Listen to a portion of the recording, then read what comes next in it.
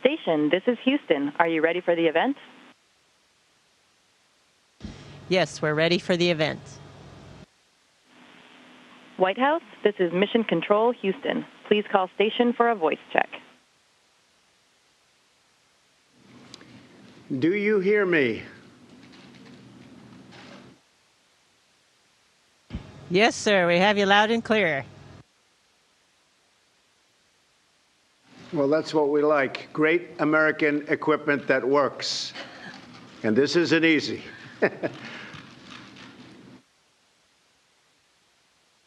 Yeah, we like that too. It's very exciting to be here today. Very, very exciting. And to speak to you live with three brave American astronauts. These are our finest. These are great, great Americans, great people. Two join us from orbit aboard the International Space Station, Commander Peggy Whitson and Colonel Jack Fisher. And Peggy Whitson has been setting records, so we're going to talk about that very soon. I'm here in the Oval Office along with my daughter Ivanka and astronaut Kate Rubins, who recently returned from space and from the space station. Together we are being joined by students all across America, thousands and thousands of students who are learning. They're learning about space, learning about a lot of other things. And they're watching this conversation from the classroom. And all over, we have astronauts and we have everybody. We're flying right now 17,000 miles per hour. That's about as fast as I've ever heard. I wouldn't want to be flying 17,000 miles an hour, but that's what you do. Peggy, Jack, and Kate, I know that America's students are thrilled to hear from you. But first, I want to say that this is a very special day in the glorious history of American space flight. Today, Commander Whitson, you have broken the record for the most total time spent in space by an American astronaut, 534 days and counting. That's an incredible record to break. And on behalf of our nation and, frankly, on behalf of the world, I'd like to congratulate you. That is really something. And I'd like to know, how does it feel to have broken such a big and important record? Well, it's actually a huge honor to break a record like this, but it's an honor for me basically to be representing all the folks at NASA who make this space flight possible and who make me setting this record feasible. And so it's a very exciting time to be at NASA. We are all very much looking forward, as directed by your new NASA bill. We're excited about the missions to Mars in the 2030s. And so we're actually physically have hardware on the ground that's being built for the SLS rocket that's going to take us there. And of course, the hardware being built now is going to be for the test flights that will eventually get us there. But it's a very exciting time, and I'm so proud of the team. Great. And what are we learning from having you spending your time up there? I know so much research is done. I'm getting a glimpse of some of it right here in the Oval Office. What are we learning by being in space? Well, I think probably the International Space Station is providing a key bridge from us doing living on Earth to going somewhere into deep space. So on those Mars missions, we need to better understand how microgravity is really affecting our body, and we need to understand it in great detail. So many of the studies are looking at the human body. We're also looking at things that involve operations of a space vehicle on these long-duration missions, and the technological advancements that will be required. For instance, on a multi-year Mars mission, we're going to need to be able to close the life support system. And that means we, right now, for instance, are taking solar power that we collect and using it to break apart water into oxygen and hydrogen. The oxygen we breathe, of course, we use the hydrogen, combine it back with the CO2 that we take out of the air and make more water. But water is such a precious resource up here that we also are cleaning up our urine and making it drinkable, and it's really not as bad as it sounds. Well, that's good. I'm glad to hear that. Better you than me. I will say, Colonel Fisher, you just arrived. And how was your trip? Complicated, easy? How did it go? Oh, sir, it was awesome. It made even my beloved F-22 feel a little bit underpowered. It was, I launched in a Russian vehicle with my Russian friend, Fyodor Yurchikhin, from Kazakhstan. Got the immediate perspective change as we got to orbit, and I saw that frail, thin blue line of life around the Earth. 6 hours later, we're docked to the station. The next day, I install an experiment in the Japanese module that's going to be looking at new drugs and how we can make those drugs for muscular dystrophy, Alzheimer's, multi-drug resistant bacteria, all sorts of things. A couple hours later, I watched our crewmate Thomas Pesquet, a Frenchman, drive a Canadian robotic arm to capture a spaceship from Virginia carrying 3.5 tons of cargo and science that's going to keep us busy for the next few months, and dock that to the station. Sir, it's amazing. Oh, and then, now I'm talking to the President of the United States while hanging from a wall. It's amazing. The International Space Station is by far the best example of international cooperation and what we can do when we work together in the history of humanity. And I am so proud to be a part of it. And it's also just cool. Like yesterday, I had, well, there you go. There's our resident space ninja doing the gravity demonstration. And yesterday morning, I had my coffee in floaty ball form, and, sir, it was delicious. So it's awesome. Tell me, Mars, what do you see a timing for actually sending humans to Mars? Is there a schedule, and when would you see that happening? Well, I think as your bill directed, it'll be approximately in the 2030s. As I mentioned, we actually are building hardware to test the new heavy launch vehicle, and this vehicle will take us further than we've ever been away from this planet. So, unfortunately, spaceflight takes a lot of time and money, so getting there will require some international cooperation to get it to be a planet-wide approach in order to make it successful, just because it is a very expensive endeavor, but it is so worthwhile doing. Well, we want to try and do it during my first term, or at worst during my second term, so we'll have to speed that up a little bit, okay? We'll do our best. You will, and I have great respect for you folks. It's amazing what you do. And I just want to introduce another great one.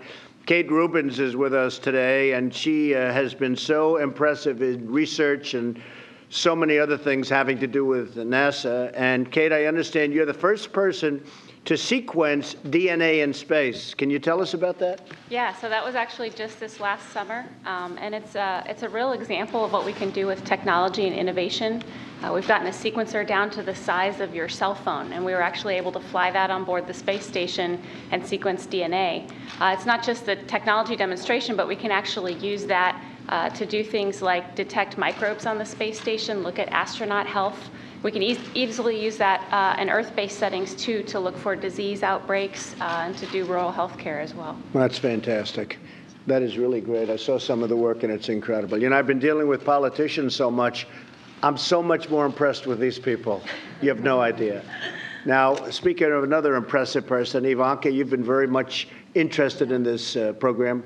Tell us something about it. Hi, Dr. Whitson. First of all, congratulations on your incredible milestone today. You may know that my father recently signed the Inspire Women Act to encourage female participation in STEM fields across all aerospace areas and really with a focus on NASA. So encouraging women and girls to pursue STEM careers is a major priority for this administration.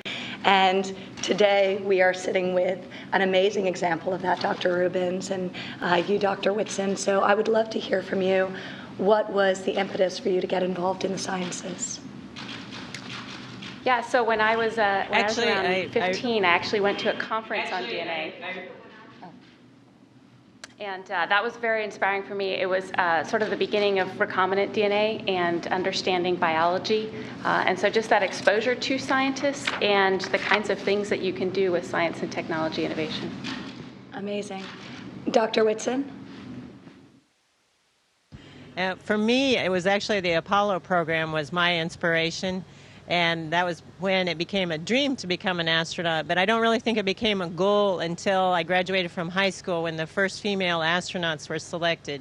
And seeing those role models and with the encouragement of my parents and various mentors in college and graduate school and when I started working at Rice, that's what made it possible, I think, to become an astronaut. And it took me a lot longer to become an astronaut than I ever really wanted it to take. But I do think I'm better at my job because of the journey. You're an incredible inspiration to us all. So I would also like to ask you one more question. I'm incredibly curious, as I'm sure all the students across the country are, to know what a day in the life in space is like. Could you share what a typical day looks like, what the challenges are, just any special moments? Well, a typical day, we wake up and look at the messages from the ground because we have a huge ground team that's working overnight to prepare, changes or the details of the tests that we're going to be performing over the course of the day. So first thing I do is check out that, see what's changed. But on any given day, it can be so dramatically different. On one day, we might be focusing on science. On another day, we might be repairing the carbon dioxide removal system. On another day, soon, Jack and I are going to do a spacewalk. We talked about last Saturday, we did robotics operations. I love the diversity of the different activities that we do. Plus, we have over 200 investigations ongoing on board the space station, and I just think that's a phenomenal part of the day. Of course, there's also just the living and on board the space station. It's such a unique and novel environment, nothing that we're used to on the ground. And it's so special to just be in zero gravity. But Jack's the new guy here, and I think he can probably give you a better perspective on what that's like. It's still on. Well, everything here, my dad always said that if you love what you do, you never work a day in your life. And we work really hard up here, but it's not really work. It's just fun. It's like playing Fort almost, only you're changing the world while you do it. And then on the off time, the other morning I was working out, and on our machine that we work out on, right below it is the cupola window. And so when you're on the kind of device where you do crunches, every time you come up, you see out the window. And it's awesome because you kind of go crunch. Oh, my gosh, that's beautiful. I got to do that again. Crunch. Oh, my gosh, that's beautiful. It's awesome. Everything we do here is fun, and it feels so great to know that we're making a difference on the ground and for the future of humanity as well. So it's an incredible job. You're making a great difference, I have to say. And this is a very exciting time for our country. And you see what's happening with our country in terms of jobs, in terms of business. And there's such excitement and such enthusiasm. Many American entrepreneurs are racing into space. I have many friends that are so excited about space. They want to get involved in space from the standpoint of entrepreneurship and business. Tell us about the opportunities that could exist for the next generation of scientists and engineers. Is that something that you think a student, because you have so many students, hundreds of thousands watching, is that something that you think that students should be focusing, or should they be thinking about other subjects? What do you think are the opportunities for young students wanting to be involved in space? Sir, absolutely. I think that this is probably the most exciting time in space exploration, certainly in my lifetime. We're about to just have an explosion of activity. There is so much involvement on the space station with commercial industries and commercial partners. We have an entire program to manage the science. NASA has done a wonderful job of seeding a new industry with the Commercial Crew Program and the Commercial Cargo Program so that we can build the infrastructure we need for the future exploration. One thing I love about American entrepreneurs is once you get them going, you better stand out of their way because they're going to start trucking. And we're about to that point. NASA is taking on that expensive, hard, complex task of going further and deeper into space with the wonderful new rocket Space Launch System and Orion. And then as soon as we break open that door, this incredible infrastructure that we've been building is going to be right there to pick up the baton and continue into the stars. I would say to all the students that are watching, the time to get excited is now.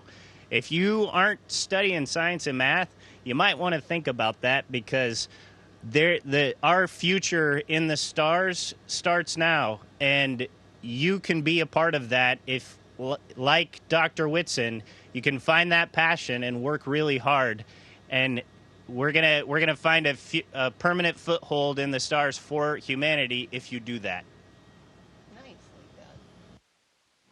Well, thank you. So well said. And I have to say there's tremendous military application in space. We're rebuilding our military like never before. We're ordering equipment, and we're going to have the strongest military that we've ever had, the strongest military that the world has ever seen, and there's been no time where we need it more. And I'm sure that every student watching wants to know what is next for Americans in space. I'm very proud that I just signed a bill committing NASA to the aim of sending American astronauts to Mars. So we'll do that. I think we'll do it a lot sooner than we're even thinking. So which one of you is ready to go to Mars? Are you ready? And I think you're ready. I know you're ready, right? We just discussed that. She'd like to go to Mars very quickly. Who's ready to go to Mars up there? We are absolutely ready to go to Mars. It's going to be a fantastic journey getting there and very exciting times. And all of us would be happy to go. But I want all the young people out there to recognize that the real steps are going to be taken in a few years. And so by studying math, science, engineering, any kind of technology, you're going to have a part in that, and that'll be very exciting. I just want to thank you very much. And Dr. Whitson, congratulations. Amazing. What an amazing thing that you've done. Everybody here, I know your family, but everybody here is incredibly proud of the record you just broke. I hope that every young American watching today finds in your example a reason to love space and think about space, because many great things are going to come out, tremendous discoveries in medicine and so many other fields. So thank you very much. I want to say God bless you. God bless America. We are very, very proud of you and very proud of your bravery. Thank you very much. Thank you, darling. Thank you very much. Thank you, sir.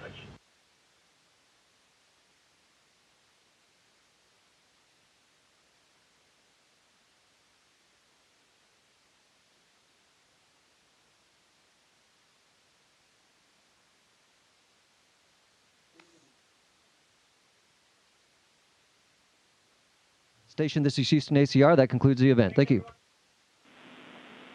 Thank you, Mr. President, and all participants at the White House. Station, please stand by. We are now resuming operational audio communications.